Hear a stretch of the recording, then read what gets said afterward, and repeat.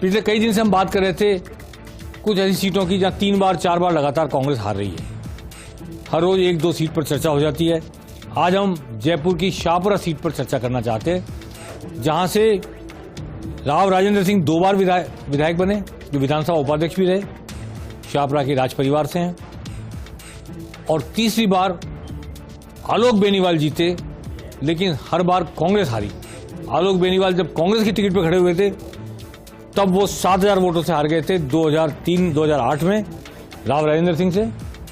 जब आलोक बेनीवाल दोबारा खड़े हुए तो मात्र 2,000 वोट से हारे थे राव राजेंद्र सिंह से, लेकिन तब मनीष यादव जो राजस्थान यूनिवर्सिटी के शासन अध्यक्ष रह चुके, वो निर्दलीय खड़े हो गए थे कांग्रेस से टिकट नहीं मिलने के कारण, और 23,000 वोट लेकर आ गए थे। इसलिए राव राजेंद्र सिंह फिर जीत गए और आलोक बेनीवाल कांग्रेस के टिकट पर दोनों बार हार गए।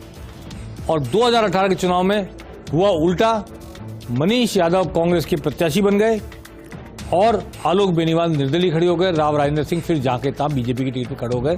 लेकिन इस बार आलोक बेनीवाल जो 2 बार कांग्रेस की टिकट पर लगातार राव राजेंद्र सिंह से हार रहे थे, वो जीत गए। आलोक बेनीवाल, मनीष यादव जो कांग्रेस की टिकट पर खड़े हुए थे निर्दलीय जगह, एक चुनाव पहले 23,000 वोट लेके आए थे और आलोक बेनीवाल की हार का कारण बने थे, वो दूसरे नंबर पर रहे और 3,855 वोटों से हारे।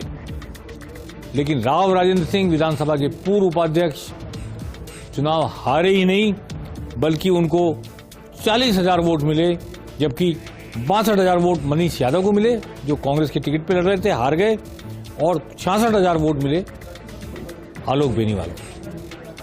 तो इससे ये पता लगा कि आलोक बेनीवाल केवल तभी जीत सकते हैं ट्रायंगुलर फाइट हो। जाट समुदाय के इतने वोट हैं वहां पे कि जब जाट वर्सेस अदर्स हो जाता है तो राव राजेंद्र सिंह जीत जाते हैं। जब जाट वर्सेस अदर्स में डिवीजन होता है तो राव राजेंद्र सिंह जीतते थे, पर 2,000 के मामूली अंतर से। परंतु जब ट्रायंगुलर फाइट हो जाती है, राव राजेंद्र सिंह एक तरफ खड़े हैं, 40,000 वोट लेके आ रहे हैं, कांग्रेस की टिकट पर मनीष यादव खड़े हो रहे हैं और वो भी 62,000 वोट लेके आ रहे हैं, तो फिर ट्रायंगुलर फाइट में निर्दलीय आलोक बेनीवाल जीत जाते हैं और 66,000 वोट के। आलोक बेनीवाल कमला बेनीवाल के परिवार से हैं, जो उप मुख्यमंत्री रह चुकी हैं राजस्थान की, गुजरात की राज्यपाल रह चुकी हैं और बड़ा प्रभावशाली परिवार है। लेकिन जब वो कांग्रेस से लड़े तो हार गए और निर्दलीय लड़े तो जीत गए। तो क्या निर्दलीय रहकर जब उन्होंने अभी सरकार का समर्थन दिया है, गहलोत सरकार को बचाने में योगदान दिया है, उनको कांग्रेस का टिकट मिलेगा और कांग्रेस का टिकट मिलने से क्या वो सुविधाजनक स्थिति में होंगे? और जब उनको कांग्रेस का टिकट मिलेगा तो क्या मनीष यादव राजस्थान विश्वविद्यालय शासन के अध्यक्ष रह चुके हैं, पिछली बार कांग्रेस टिकट पर चुनाव लड़े थे, सेकंड रहे थे, 3,000 वोट से हारे थे मात्र, उनको अगर टिकट नहीं मिलेगा, आलोक बेनीवाल को, निर्दलीय विधायक को समर्थन की कीमत पर टिकट दे दिया जाएगा, तो क्या मनीष यादव तीसरे प्रत्याशी के तौर पर, बागी प्रत्याशी के तौर पर खुद या किसी पार्टी से खड़े नहीं होंगे?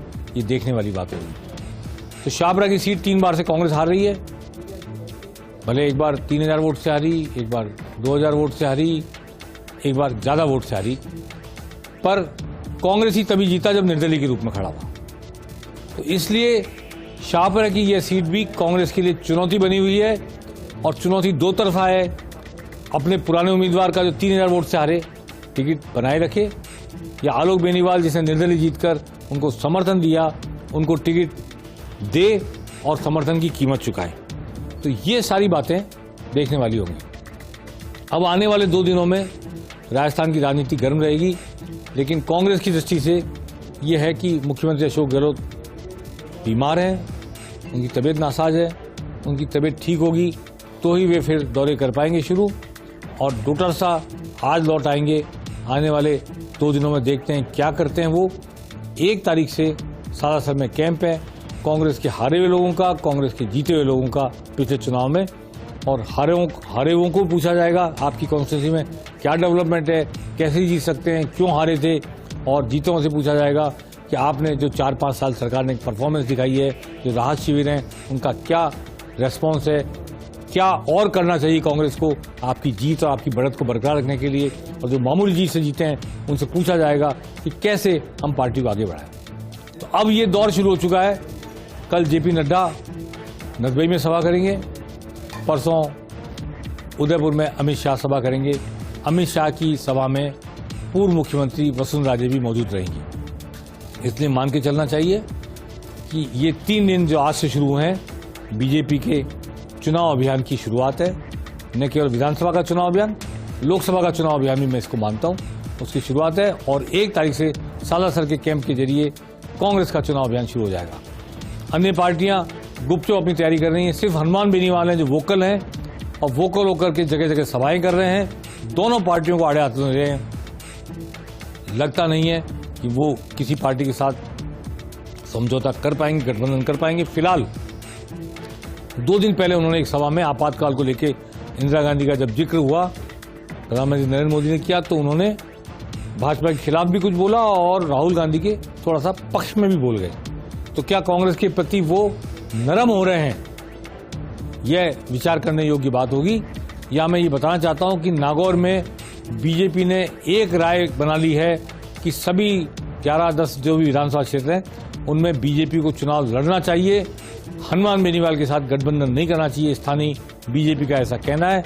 नागौर से इस समय जो विधायक हैं, प्रॉपर नागौर से, वो आरएसएस के प्रमुख कार्यकर्ता हैं और उनकी अध्यक्ष होने के कारण, वो अध्यक्ष भी हैं जिले के, ये एक मतैक्य बनता जा रहा है बीजेपी में। बीजेपी को नागौर की सभी सीटें लड़नी चाहिए और कोई हनुमान बेनीवाल के लिए सीट नहीं छोड़नी चाहिए। तो ये आने वाले वक्त में देखने वाली बात होगी, हनुमान बेनीवाल का किसी का समझौता होता है नहीं होता है। अब नए गठबंधन बनेंगे, नए समझौते होंगे, नई इबारत लिखी जाएगी, क्या होगा पेनल्टी कॉर्नर में भी हम बताएंगे और जल्दी एक दिन पूरा दिन विस्तार से हम आपको बताएंगे आने वाला चुनाव कैसा होगा। पेनल्टी कॉर्नर में आज बस इतना ही। नमस्कार।